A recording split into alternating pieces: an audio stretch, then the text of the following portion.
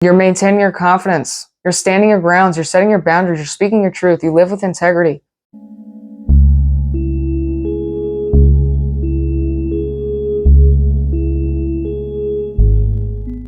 Hello, everyone, and welcome to today's video. I'm so delighted to be here with you today. Thank you for joining me. I'm Val Mason.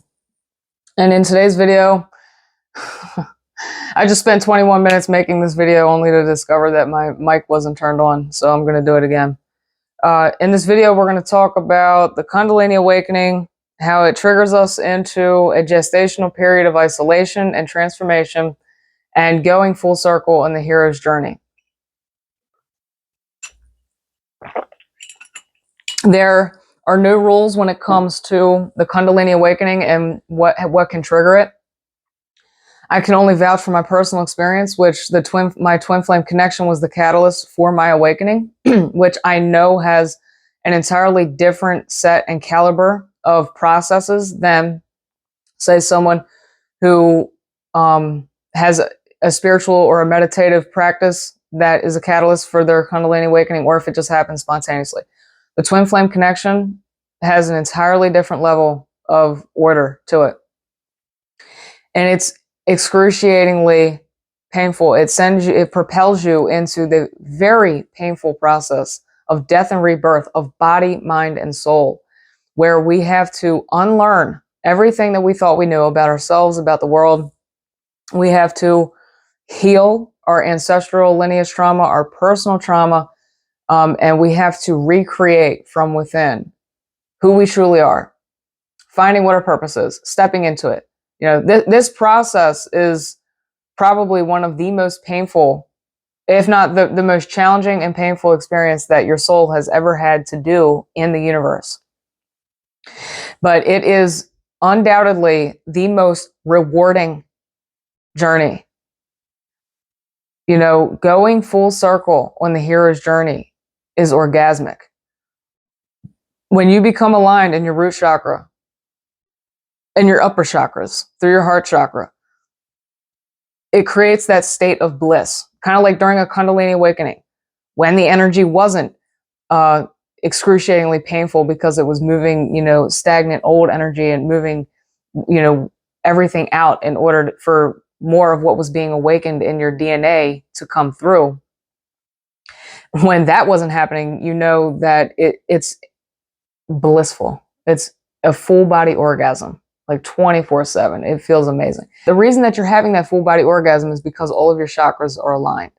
So that's the blissful kind of life and state that is showing you this is what you have in store for you.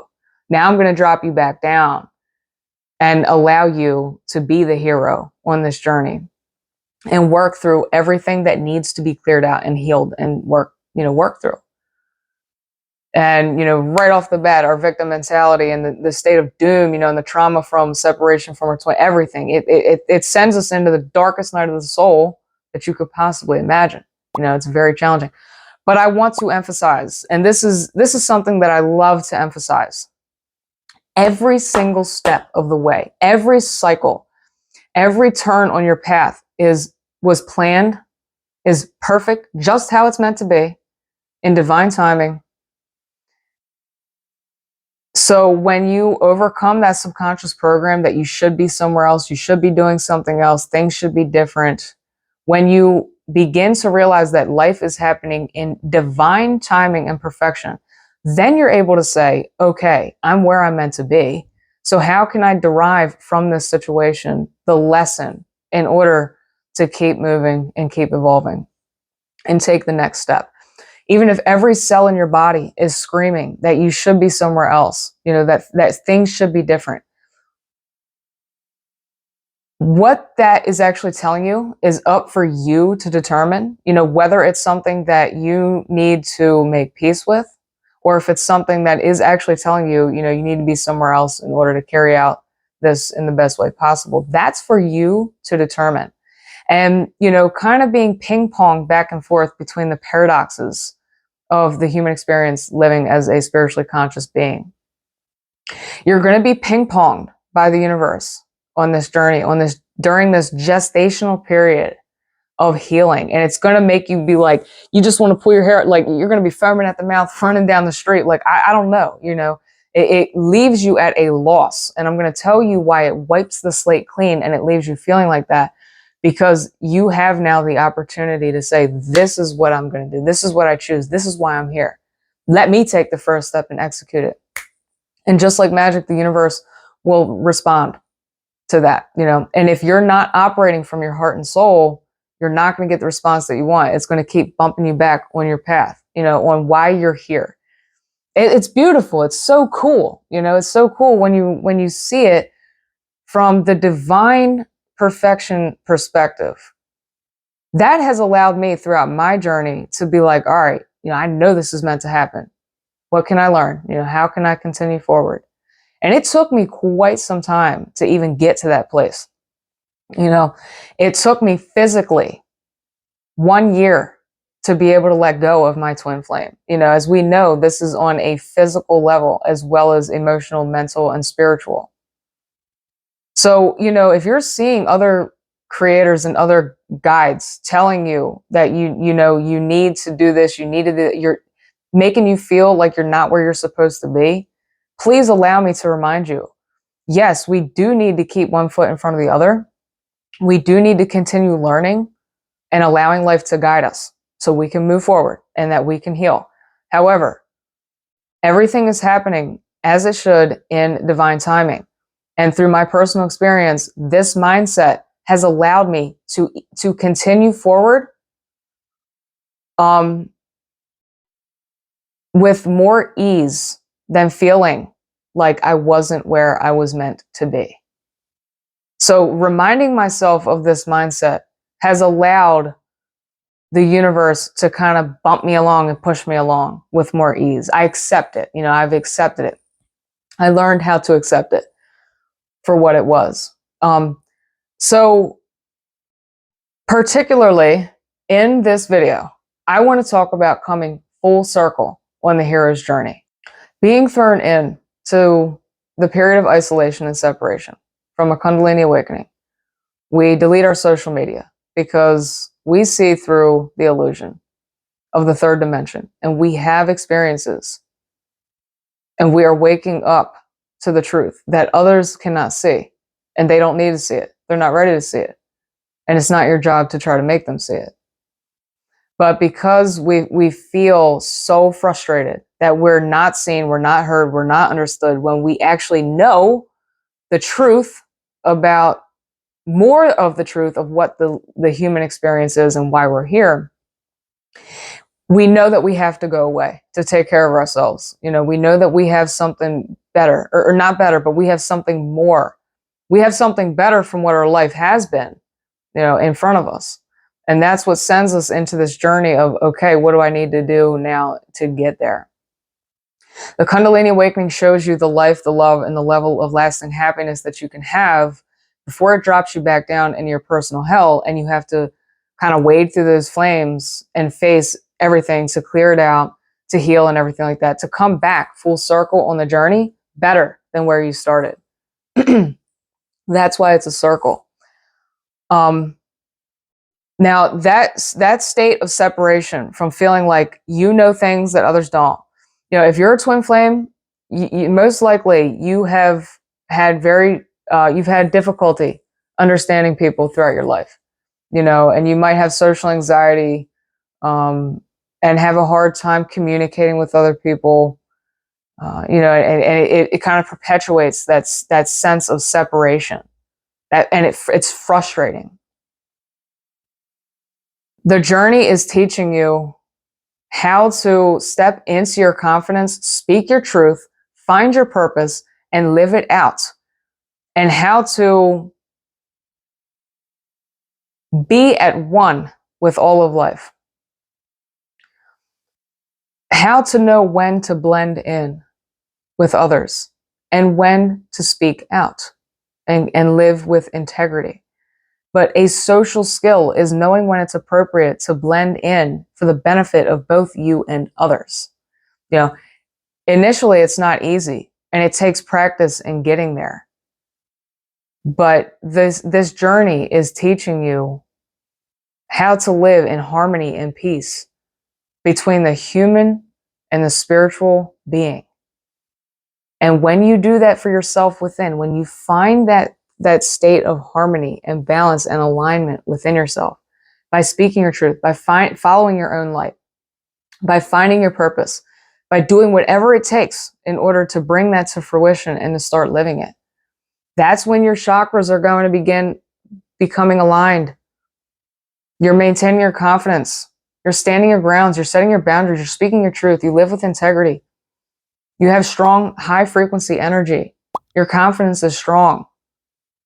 You know, that's what this is teaching you how to do. And that's everything that the twin flames lack when they get thrown into their separation.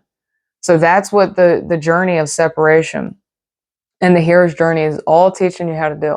And so I just wanted to share that it's been 3 years for me. You know, I had my awakening in 2020. We're now entering 2024.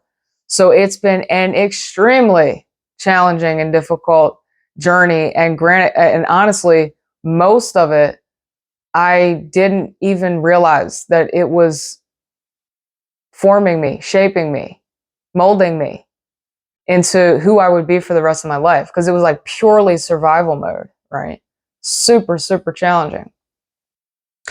And the majority of that time, I thought I would never go back to my Facebook. You know, I would never go back to the people from my past, you know, because I felt that there was no place there for me because I was so much up here in these chakras and not allowing myself to come back down and go away from unity consciousness in order to find my voice, in order to find my place, my confidence, in order to know that I'm meant to speak my truth and allow things that I don't want to happen to me, to, you know, to have the level of confidence that when things are threatening, don't even affect you, you know, because you know who you are. You have stood your ground. You speak your truth. You vibe high, you know, and it doesn't affect you. You know, how others treat other people and what they say is always a reflection, you know, of what's inside of them. Does it have something to teach you? Some of the times, or probably most of the time, yeah, sure, why not? You know, be honest with yourself. That's how you grow. That's how you get to the state of confidence and maturity, is that you realize that everything that triggers you is teaching you something, is teaching you how to heal and how to live with love, you know, how to live with understanding. And look, in this life, nothing is black or white. Nothing is black or white. You know, how well can you flow? If you're rigid and stiff, your column is going to crack and break. The strongest of pillars have an infrastructure that is designed to withstand earthquakes. Okay? We have to let go. Let the paradoxes ping pong us back and forth. Let us continue to be thrown into the unknown and surrender and say, oh, I thought I knew about that. I guess I don't, you know. Allow your mind to change. Allow your beliefs in your mind and your thoughts to change as you continue to develop and grow. You know, and that's going to happen all throughout life. You know, more than a journey or even a dance, life is a balancing act. Life is truly a balancing act. You know, if you want to get the most out of life, if you want to get the best out of life, you got to be able to know how to dance with life, how to balance through life, how to let things come and go, and how to choose and pick your battles, and how to speak your truth. You know, all of this sort of thing. To, you know, walking the path of a spiritually conscious human being is like walking a tightrope, you know, because like for me personally, I can tell you right now, I don't want to live only spirituality and, you know, meditation. Look, I play my flute in the woods. I wear harem pants. I pray in the forest. You know, I'm cradled by the divine in the forest. I'm one with all of life. I have a drum. I sit in stillness and meditation in silence for weeks at a time.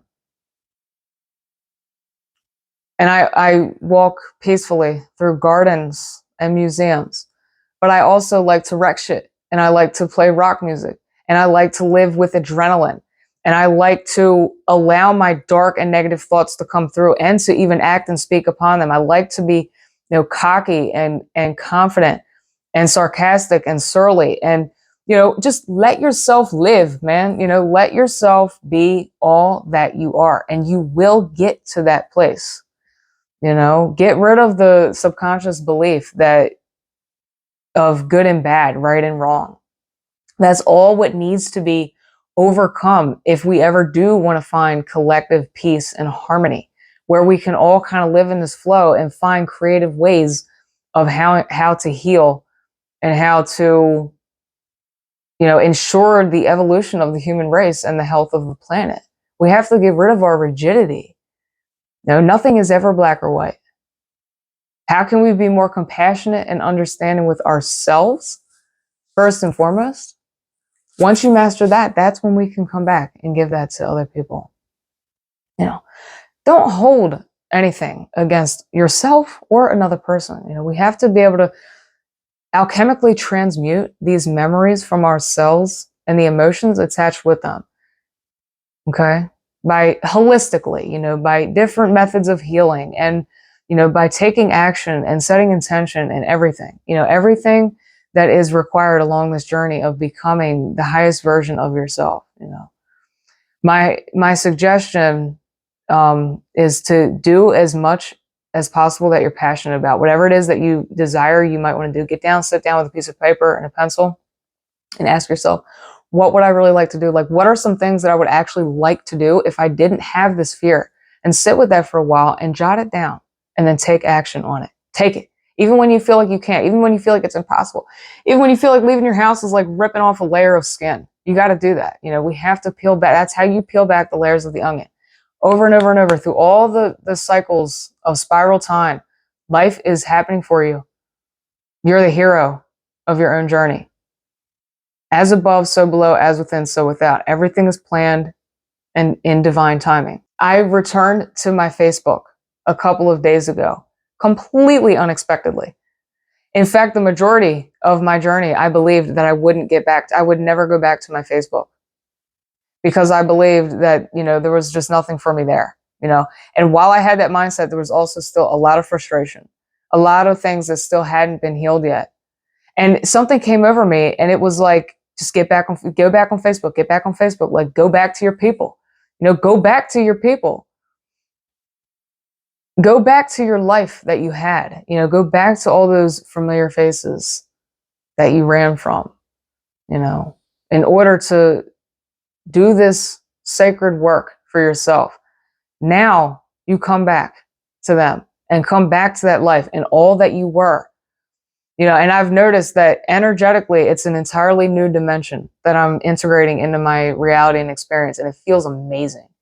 In my root chakra, it feels amazing. And I'm filled with love. And I'm so glad to be back there, and I'm so glad to have, another platform where I can share my truth, and just, and share what I do and kind of just be all that I am, because I'm not worried about judgment. I know who I am. I know what my purpose is. I know what my journey has been, and that's what the journey is teaching you. It's reminding you.